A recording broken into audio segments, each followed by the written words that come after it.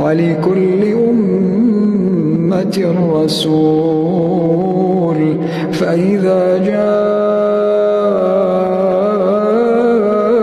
رسولهم قضي بينهم بالقسط وهم لا يظلمون.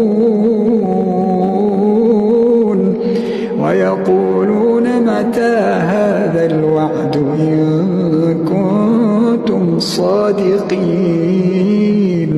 قل لا أملك لنفسي ضرا ولا نفعا إلا ما شاء